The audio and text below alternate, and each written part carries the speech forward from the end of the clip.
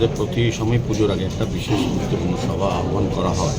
উদ্দেশ্য একটা হচ্ছে প্রতিটি ওয়ার্ডে পুজোর প্রাক্কালে কী কী কাজ হয়েছে সেটা দেখে নেওয়া, কী কাজ করা প্রয়োজন। কারণ পুজোর সময় আমরা দেখি আগরতলা শহরকে এমনিতেই যারা শহরে থাকেন তারা যতটা ব্যবহার করেন তার থেকে বেশি পুজোর সময় সারা রাজ্য এবং বিভিন্ন প্রদেশ থেকেও অনেক দর্শনার্থী পুণ্যার্থী আসেন আগরতলা শহরে পুজো দেখতে।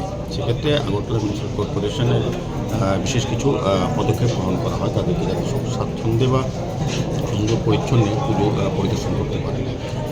আমাদের একটা মান্থলি মিটিংও থাকে। আমরা গত মিটিংয়ে আমরা কী কী সিদ্ধান্ত নিয়েছিলাম এবং এই সিদ্ধান্তগুলি কতটা বাস্তবিত হয়েছে বা কোথাও কোনো অসুবিধা হয়েছে না সেগুলো আমরা একটা পর্যালোচনা মিটিং হয়। তো এটা একটা মিটিং। আর পুজোর উপলক্ষে আমরা বিশেষ কিছু যেটা গত বছরও আমরা করেছি বা বিগত 3 বছর ধরে সেটা আমরা এবারও আমরা বহাল রাখবো। আমরা পুজোর সময় এক্সট্রা আমরা যে ম্যান্ডেজ আমরা লাগাবো। আমরা গতকালকে আমরা আগরতলা পৌর নিগমের পক্ষ থেকে সরকারের কাছে অধিক কিছু আমরা অর্থ চেয়েছিলাম। গতকালকে রাজ্যের মাননীয় মুখ্যমন্ত্রী প্রফেসর ডক্টর মানিক শাহ আমাকে আশ্বস্ত করেছেন এবং বলেছেন যে পৌর নিগমকে এক্সট্রা আরও কিছু টাকা দেওয়া হচ্ছে 11 কোটি টাকার উপরে, যাতে ওই পুজো চলাকালীন শহরকে সৌন্দর্য রাখা যায়, শহরকে পরিষ্কার পরিচ্ছন্ন রাখা যায় এবং যে সকল মেনটেন্যান্স কাজগুলি যাতে করা হয়।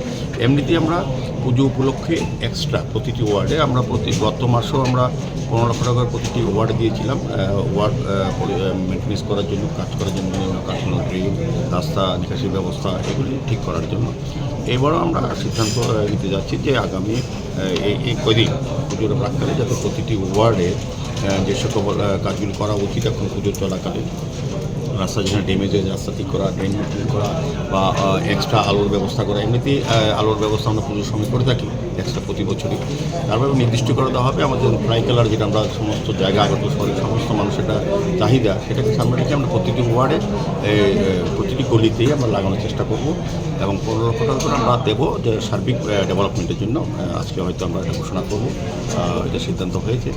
আর এমনি প্রতিটি ক্লাবকে আমরা প্রতি বছর পুজোর সময় যেরকম এক্সট্রা পুজোর পঞ্চমী থেকে দশমী অবধি 2 জন করে আলাদা সাফাই কর্মী আমরা দিই, ব্লিচিং পাউডার দেওয়া হয়, ফিনাইল দেওয়া হয়, সার্বিকভাবে একটা পর্যবেক্ষণ থাকে। এবং আমরা পরবর্তী সময় আমরা আলোচনা রাখবো যে আমাদের শারদীয় উৎসবে যারা ভালো পুজো উদ্যোক্তা বা পুজো কমিটি বা ক্লাব আমাদের আগরতলা মিউনিসিপ্যাল কর্পোরেশনের যে নিয়ম অনুযায়ী বা যে নির্দেশ থাকবে সেটাকে মান্যতা দিয়ে যারা ভালো পুজো করেন তাদেরকে আমরা পুরস্কৃত করি পুজোর সময়, পুজোর পরবর্তী সময়। কাজে সেটাও বিচারক মণ্ডলীর মানে সিদ্ধান্ত হয় কারা যোগ্য বা কারা পেতে পারেন সেই জন্য পুরস্কার, সেটা আমরা নিরপেক্ষভাবে আমরা প্রদান করি, বিভিন্ন কমিটির মাধ্যমে সেটা পরিচালিত হয়।